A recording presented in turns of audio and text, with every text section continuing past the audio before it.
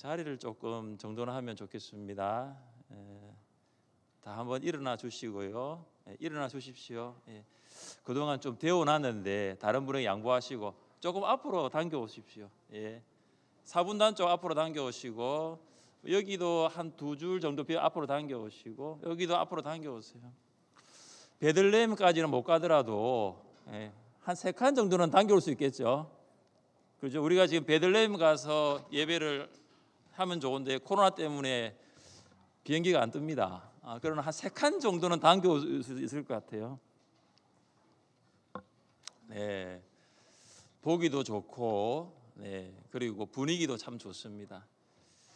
오늘 성탄 축하 예배를 또 위해서 봉사해 주신 우리 성도님께 감사를 드립니다. 내일 주일입니다. 내일 월요일 아니에요. 혹시 또 오늘이 주일로 착각하시고 내일 출근하시는 분이 계시지 않을까 싶어 제가 말씀을 드리고요. 월화수목금 주주가 돼버렸습니다.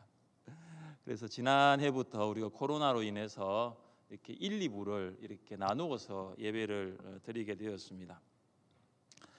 오늘 굉장히 추운 날이고요. 내일은 더 춥다고 하니까 성탄절인 것 같습니다. 성탄절이 다가오면 이 크리스마스 트리를 하는 이 문화가 참 정착이 되었습니다. 우리 교회도 몇 년 전부터 이 교육관 앞에 우리 관리 집사님과 또 주차 안내부가 사용하는 그 컨테이너 박스 옆에, 이전에 그 권사님들이 거기에 막 이렇게 항아리를 올려놓고 가셨는데 그거 좀 치우고 거기다가 크리스마스 트리를 했습니다.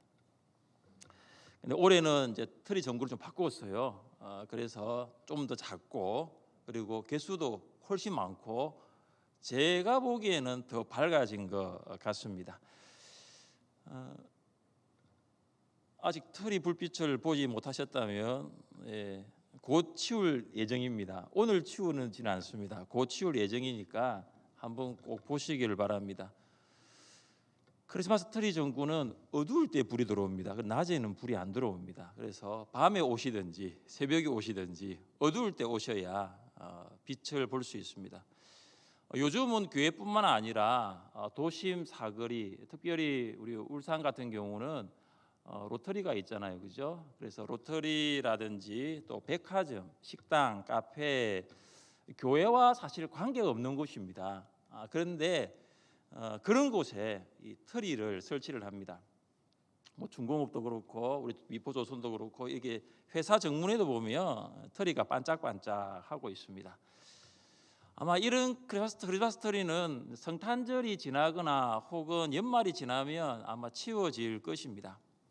감사한 것은 이 작년에 이어서 우리 울산에도 이 크리스마스 문화 축제가 열리고 있다는 것입니다. 작년이 첫 해였고 올해가 2번째입니다. 궁금하시면 중구로 나가 보시면 됩니다. 중구로 나가 보시면 거기에 보면은 이 트리가 아주 아름답게 있습니다. 여러분, 이 크리스마스 트리의 유래를 혹시 아십니까? 종교개혁자 마틴 루터가 밤중에 숲속을 산책하고 있었습니다. 그날이 크리스마스 이브였습니다. 루터는 평소 어둡던 숲이었는데 그 어둡던 숲이 마치 이 전등을 켜놓은 것처럼 아주 빛나는 것을 보고 깜짝 놀랐습니다. 왜 이렇게 빛나지 하고 고개를 들어서 하늘을 보았습니다. 그러니까 그 숲속에 이 전나무들이 많은데 이 전나무 위에 눈이 소복히 내려서 쌓여 있는 거예요. 근데 그 달빛이 이 눈을 비추면서 이 눈이 달빛 때문에 반짝반짝거리고 있는 거예요. 그러니까 어두운 그 숲속이었는데 빛이 나타나는 것을 루터가 보게 됩니다. 그때 루터가 한 가지 깨달음을 얻게 되었습니다. 그것이 뭐냐 하면 인간도 저 전나무와 같이 참 연약한 존재다. 참 연약한 존재다. 참 초라한 존재다. 그러나 이 연약한 존재도 예수님의 빛을 받으면 아름답게 될 수 있다. 예수님의 빛을 받으면 아름다운 삶을 살 수 있다. 이걸 깨달음을 가졌습니다. 그래서 루터가 이 가르침을 사람들에게 설명하기 위해서 전나무를 하나 잘라서 집으로 가져왔습니다. 그리고 그 나무에 이제 이렇게 전구들을 달고 촛불로 장식을 했습니다. 요즘은 그렇지는 않은데 제 어릴 때 다녔던 모교회가 산에 있었습니다. 산에 있었는데 이 교회 형들이 성탄절이 되면 산에서 소나무를 잘라왔습니다. 소나무를 잘라와가지고 그것을 밖에서 같은데 딱 심어가지고 그걸 또 둘러가지고 교회에서 크리스마스 트리를 만들었습니다. 지금은 그렇게 하면 산림부에서 나옵니다. 큰일 납니다. 그런데 제가 이제 이 마틴 루터의 이야기를 읽으면서 형들이 언제 루터의 이야기를 읽었을까 생각이 들더라고요. 루터가 그랬더라고요. 전나무 잘라와가지고 트리를 만들었던 것처럼 제가 다녔던 교회 형들이 그대로 따라했습니다. 사랑하는 성도 여러분, 마틴 루터가 깨달은 것처럼 우리도 크리스마스 트리 나무와 같이 참 연약한 존재입니다. 그러나 예수님의 빛이 스며들면 우리의 인생은 변합니다. 참 경이로운 일 아닙니까? 정말 놀라운 사건 아닙니까? 예수님의 빛이 우리 안으로 들어오면 우리의 인생이 빛나는 인생이 되는 것입니다. 오늘 성탄절을 맞이해서 빛으로 오신 예수님을 만나 여러분의 인생이 모두 빛날 수 있기를 주님의 이름으로 축복합니다. 예수님은 빛이십니다. 우리 함께 9절 말씀을 읽겠습니다. 참빛 곧 세상에 와서 각 사람에게 비추는 빛이 있었나니. 아멘. 예수님은 참 빛이십니다. 요한복음 1장의 주제가 뭐냐면 예수님이 누구신가입니다. 예수님이 누구신가? 이 예수님이 누구신가는 신앙생활의 첫걸음과 같습니다. 여러분, 태어난 아기가 자라가면서 가장 먼저 알아가는 사람이 아빠, 엄마예요. 엄마, 아빠를 알아갑니다. 이것이 뭐냐 하면은 이 아이의 가정생활의 첫걸음입니다. 저희 큰딸이 이제 마지막 학기를 마치고 집에 내려왔습니다. 그동안 하지 못했던 일을 이 큰애가 한 가지 하였는데 그것이 뭐냐면 가족 앨범을 정리하는 것이었습니다. 앨범이 작은 앨범, 큰 앨범 이게 섞여가지고 있었습니다. 근데 큰애가 와서 가족 앨범을 시간대별로 하나하나 정리를 하였습니다. 언제 사진부터 했냐면은 저 결혼 사진부터 정리를 해 나가더라고요. 그다음 자기가 태어난 사진이 들어오고요. 둘째 동생이 태어난 사진이 들어오고. 가족 앨범 안에는 이 3남매가 태어나 지금까지 어떻게 자랐는가를 볼 수 있는 사진들이 빼곡하게 들어가 있었습니다. 3남매는 이 아빠와 엄마가 누구인가를 알아가면서 자랐을 것입니다. 사실 지금도 저희 애들이 저에 대해서 잘 알지 못합니다. 어느 날 둘째가 그러더라고요. 아빠는 미국에 목사 되기 위해서 갔지 그러더라고요. 사실 저 목사 되고 간 거거든요. 몰라요. 지금 둘째도 제가 지금 분명히 안수받고 미국 갔는데도 목사 되려고 미국 갔다는 거죠. 공부하려고 미국 갔는데, 그죠? 그러니까 잘 몰라요. 저에 대해서도. 그러니까 지금도 아이들이 저와 아내, 아빠와 엄마를 알아가고 있는 거죠. 이처럼 말씀과 성령으로 변화된 성도는 예수님이 누구신가를 알아가는 것, 이게 신앙생활의 첫걸음입니다. 그래서 중생한 성도에게 요한복음 읽기를 먼저 권하는 것이 그 이유입니다. 사실 요한복음이 사복음서 중에 쉽게 이해할 수 있는 복음서는 아닙니다. 그러나 중요한 것은 요한복음은 예수님이 누구신가에 대해서 가장 잘 설명하고 있는 복음서인 것은 분명합니다. 요한복음의 저자 요한은 예수님을 참 빛이라고 소개합니다. 예수님은 참 빛이십니다. 예수님 외에 다른 참 빛은 세상에 없습니다. 예수님만이 참 빛이십니다. 예수님의 제자 요한은 예수님이 참 빛이라는 것을 잘 알고 있습니다. 그는 3년간 예수님과 함께하였습니다.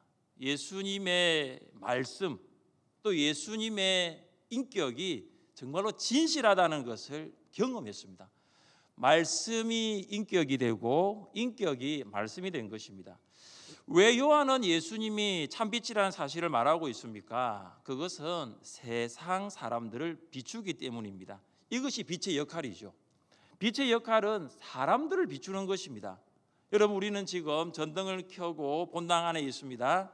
지금 전등이 있는데 이 전등이 만약에 빛을 비출 수 없다면 우리는 이것을 전등이라고 부를 수는 없을 것입니다. 그냥 등이 나갔다라고 말할 수밖에 없습니다. 빛의 역할은 뭐냐? 비추는 것입니다. 예수님은 제자들에게 자신을 어떻게 소개하였습니까? 같이 한번 읽어보겠습니다. 나는 세상의 빛이니 나를 따르는 자는 어둠에 다니지 아니하고 생명의 빛을 얻으리라. 아멘. 예수님이 직접 자신을 소개한 말씀입니다. 나는 세상의 빛이니, 예수님은 세상의 빛입니다. 예수님이 세상의 빛이라는 것은 세상이 어둠 가운데 있다는 것을 전제합니다. 세상은 죄로 가득합니다. 죄는 하나님으로부터 떠난 사람들의 생각과 행동입니다. 세상은 정말로 하나님의 말씀과 같은 결이 아니라 다른 결입니다. 정반대로 가고 있습니다. 우리가 늘 기도하고 있는 포괄적 차별금지법, 건강가정기본법 개정안을 보더라도 참 이런 법들은 하나님의 말씀과 결이 달라요. 하나님의 말씀과 정면으로 위배된 것입니다. 하나님의 말씀을 떠난 사람들은 죄를 생각하고 죄를 지으며 살아갑니다. 그들의 생각과 행동은 하나님의 말씀을 완전히 벗어납니다. 하나님을 기쁘시게 하지 않습니다. 자기만을 기쁘게 살아갑니다. 오늘이 성탄절인지는 알 거예요. 그러나 성탄절이 무슨 날인지는 알지 못합니다. 아마 그들은 아직도 이불 안에 있을 수 있습니다. 세상 사람들은 아직도 깊은 잠 가운데 있을 수 있습니다. 아마 지금 자고 있는 사람이 많을 거예요. 늦잠 자고 일어나서 아침을 먹겠죠. 브런치를 먹을 거예요. 대충 먹고 아마 오후에는 오늘 성탄절에 TV는 뭘 할까? TV 켤 거예요.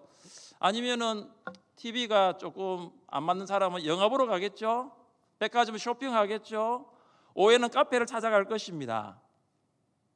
성탄절은 성탄절인데 성탄절의 의미를 모르는 사람들의 생각과 행동이죠. 예수님은 이 어두운 세상을 비추는 빛으로 오셨습니다. 예수님은 사람들이 하나님께 나아가는 길을 볼 수 있도록 도우시는 빛이십니다.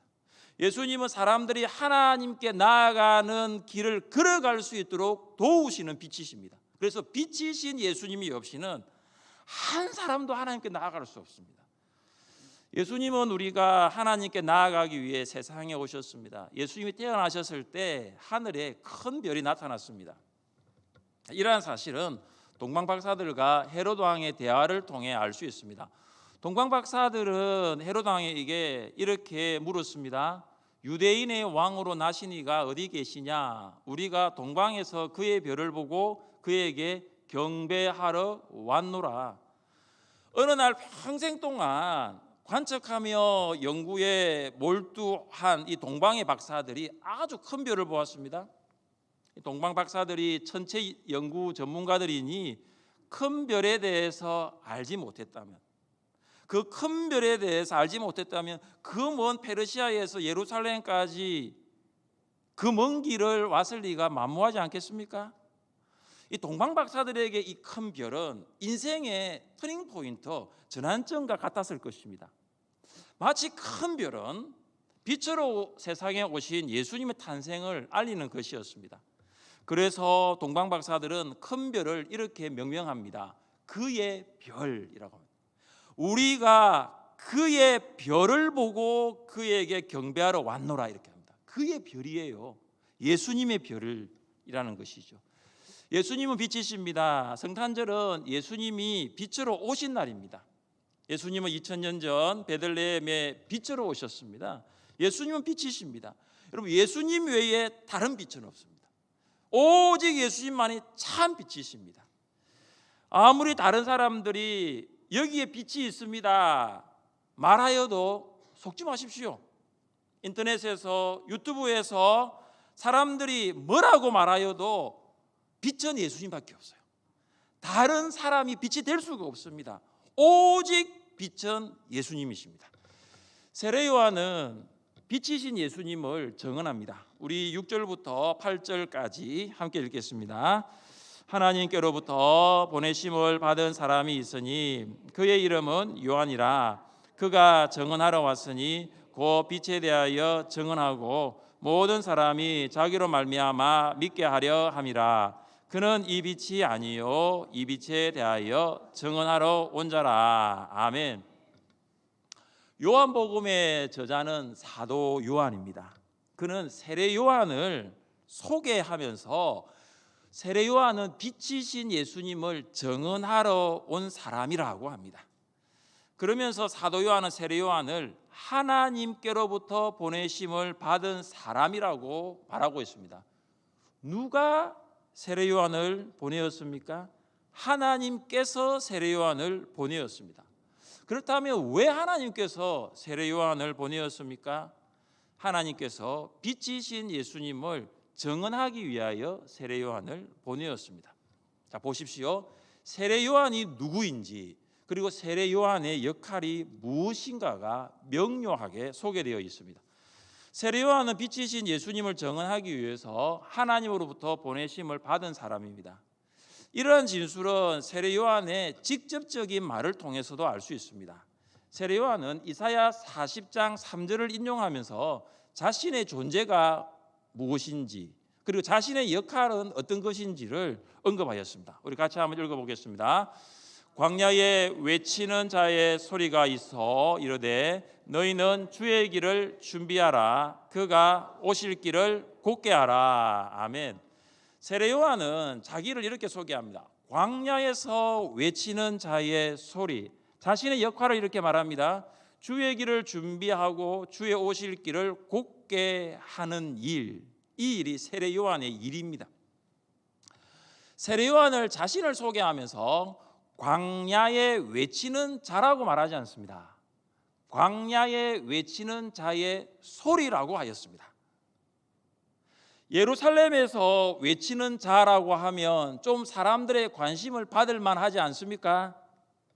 그런데 광야에 외치는 자라고 합니다. 사람들의 관심 바뀝니다. 그런데 광야에 외치는 자가 아니라 광야에 외치는 자의 소리라고 합니다. 광야도 사람들의 관심 받기인데 게다가 광야의 소리는 사람들의 더 관심박 아닐까요? 지금은 방송 시설이 좋아서 설교가 녹화가 되고 녹음이 아주 잘 됩니다. 그런데 이전에는 이 설교가 녹화되는 것이 쉽지 않았습니다. 그래서 다시 설교를 재생해서 듣는다거나 본다는 것은 어려웠습니다. 설교자는 소리와도 같습니다. 설교자는 없어지는 것입니다. 설교자의 메시지에 집중해야지 설교자에게 집중해서는 안 됩니다. 설교자보다 설교자의 메시지에 집중해야 하는 거예요. 왜냐하면 설교자의 메시지가 바로 예수 그리스도를 증언하는 것이기 때문입니다. 찬양 봉사자들인 우리 찬양 대원들 또 찬양 팀원들도 소리와 같습니다. 없어지는 것입니다. 아니 없어져야 하는 거예요. 성도들이 찬양의 가사에 집중해야지 찬양 대원과 찬양 팀원에게 집중해서는 안 되는 거죠. 그래서 설교자, 찬양 봉사자들은 마치 광야에 외치는 자의 소리와 같습니다. 우리는 소리만 내고 우리 존재는 없어지는 거예요. 우리는 메시지를 던지고 우리는 찬양 가사를 하나님 앞에 성도들에게 이렇게 찬양으로 보내고 우리는 없어지는 거예요. 세례 요한은 빛이신 예수님을 증언하였습니다. 그는 빛이 아니에요. 빛을 증언하기 위하여 하나님께로부터 보내심을 받은 사람입니다. 우리도 마찬가지입니다. 우리는 빛이 아니고 빛이신 예수님을 증언하는 증인입니다. 성탄절의 주인은 우리가 아니에요. 성탄절의 주인은 예수님이에요. 성탄절에 주목받아야 할 사람들은 여러분의 자녀가 아니에요. 예수님이에요. 지난주 오후 예배를 마치고 교회 학교에서 정성껏 준비한 성탄 축하 발표회를 했습니다. 작년에 못해서 많이 아쉬웠는데 이번에는 너무나 좋았습니다. 유치부부터 초등 1부, 2부, 또 중고등부 청년 1부, 그리고 주빈나에서 준비한 예배 무용까지 모든 부서와 팀이 참 잘 준비했어요. 저는 그 성탄 축하 발표회를 보면서 계속해서 이런 질문을 던졌습니다. 성탄 축하 발표회의 주인공은 누구인가? 성탄 축하의 발표회는 주인공은 누구인가? 우리는 그날 누구의 생일을 축하하기 위하여 발표를 하였는가? 다 순서는 좋았어요. 그런데 저 마음 가운데 한 가지는 뭐냐면 과연 이 성탄 축하 발표회를 받으셔야 할 분은 누구인가? 성탄절의 주인공은 우리가 아니라 예수님이십니다. 우리는 빛이신 예수님을 증언하는 증인입니다. 베들레헴 목자들이 밤에 밖에서 양떼를 지키고 있을 때 천사가 그들에게 무엇을 말하였습니까? 우리 같이 한번 읽어보겠습니다. 무서워하지 말라. 보라, 내가 온 백성에게 미칠 큰 기쁨의 좋은 소식을 너희에게 전하노라. 오늘 다윗의 동네에 너희를 위하여 구주가 나셨으니 곧 그리스도 주시니라. 아멘. 이 천사들이 목자들에게 큰 기쁨의 좋은 소식을 전하였습니다. 큰 기쁨의 좋은 소식이 무엇입니까? 구주가 나신 것입니다. 천사로부터 이 좋은 소식을 들은 목자들이 어떻게 합니까? 이렇게 말합니다. 이제 베들레헴으로 가서 주께서 우리에게 알리신 바 이 이루어진 일을 보자 하고 빨리 가서 마리아와 요셉과 구유에 누인 아기를 찾아서 보고 천사가 자기들에게 이 아기에 대하여 말한 것을 전하니, 목자는 베들레헴에 있는 마리아, 요셉 그리고 아기를 찾아갑니다. 그리고 목자들은 천사들이 이 아기에 대하여 말한 것을 그대로 전합니다.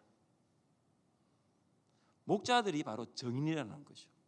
여러분, 정인은 어떤 사람이냐면 본 사람 그리고 말한 것을 그대로 전하는 사람이 정인이에요. 그러니까 이 목자들이 천사들이 들려준 그것을 듣고 가서 그대로 보고 천사들이 들려준 것을 그대로 말하였습니다. 성탄절을 맞이한 성도들은 예수님의 탄생을 증언하는 증인으로 살아야 합니다. 예수님이 탄생하지 않았더라면 우리는 거듭나지 못했을 것입니다. 예수님이 육신으로 탄생하셨기 때문에 우리도 거듭날 수가 있었습니다. 예수님이 탄생하신 의미를 잘 아는 우리가 예수님의 탄생 소식을, 이 성탄을 전하지 않는다면 누가 전할 수 있겠습니까? 우리의 이웃들은 성탄의 진정한 의미를 알지 못합니다. 앞서 우리 김 목사님이 강구할 때 말씀을 드렸지만 오늘 교회에서 성탄 쿠키를 나누어 드립니다. 이 성탄 쿠키는 2021년도에 출시된 것입니다. 전 세계에서 유일하게 출시되고 또 하늘샘교회 성도들에게만 특별히 제공되는 100% 수제 쿠키입니다. 이걸 왜 만들었느냐? 여러분만 드시면 안 됩니다. 하나는 드셔도 됩니다. 제가 이제 테스트를 했거든요. 이렇게 만들었습니다. 목사님, 이게 어떻습니까? 제가 먹어봤어요. 저는 사실은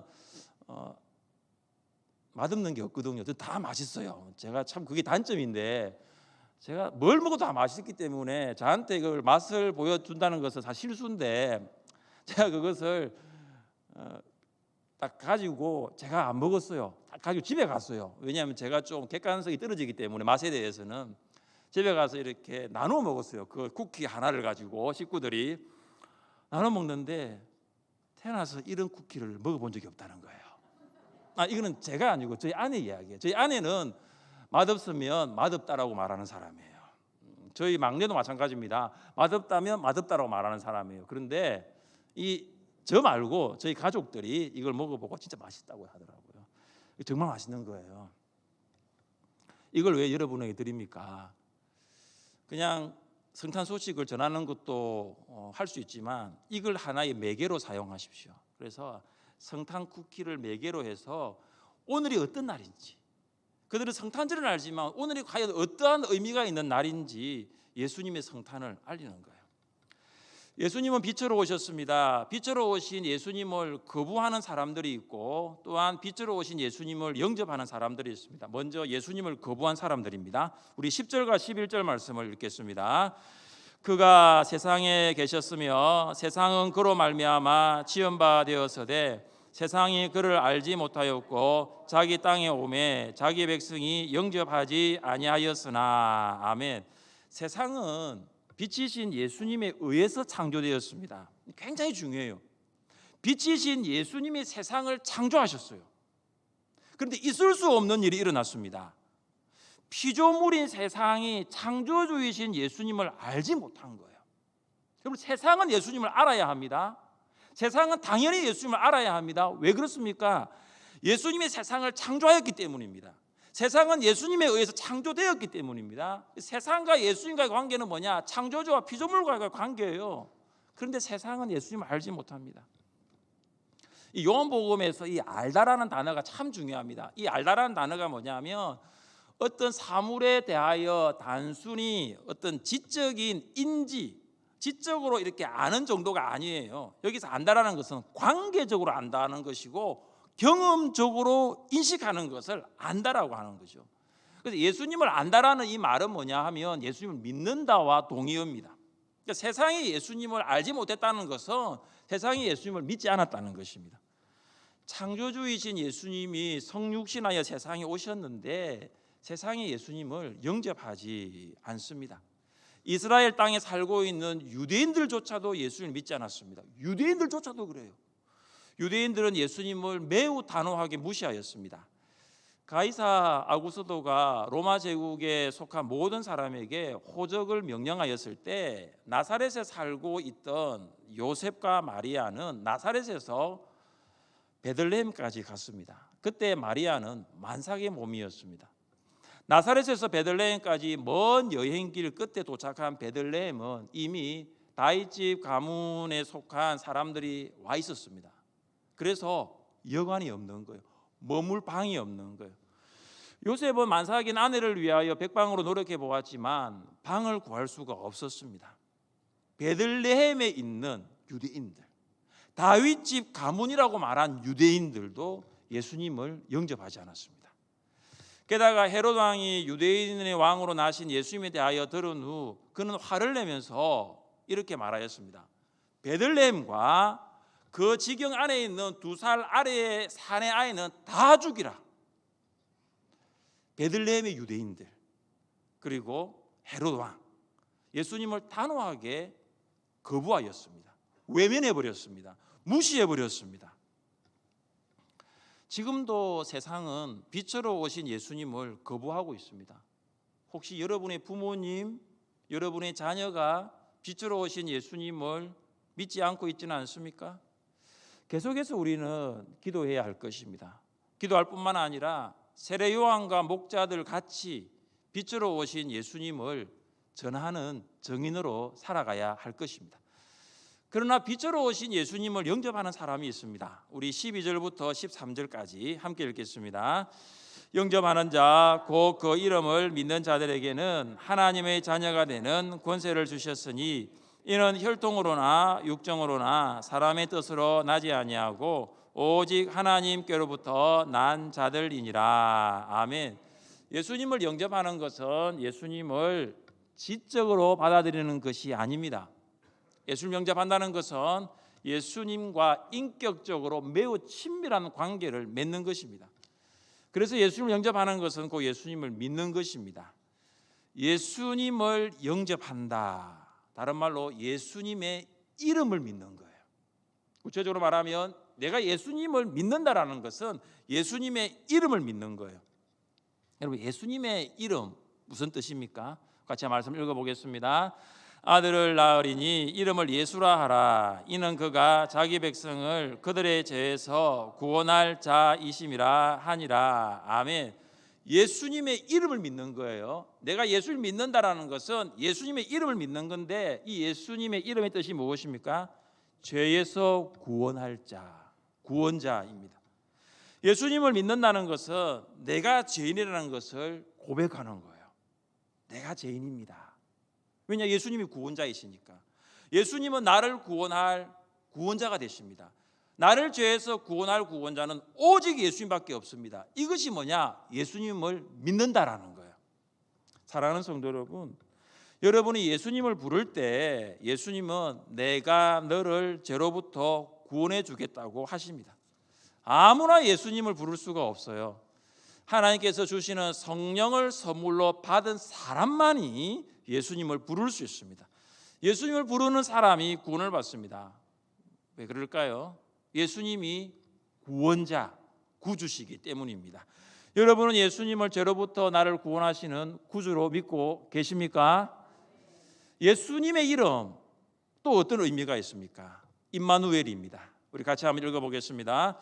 보라, 처녀가 잉태하여 아들을 낳을 것이요 그의 이름은 임마누엘이라 하리라 하셨으니 이를 번역한즉 하나님이 우리와 함께 계시다 함이라. 아멘. 예수님은 하나님이십니다.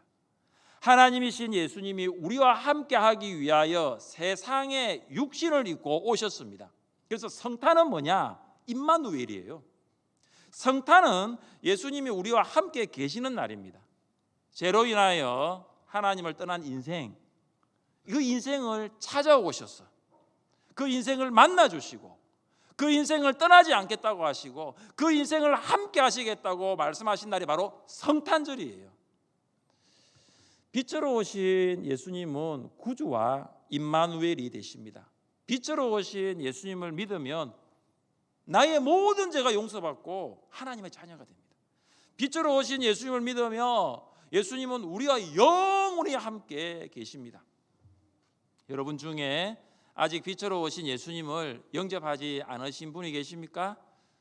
혹 계시다면 빛으로 오신 예수님을 영접하십시오.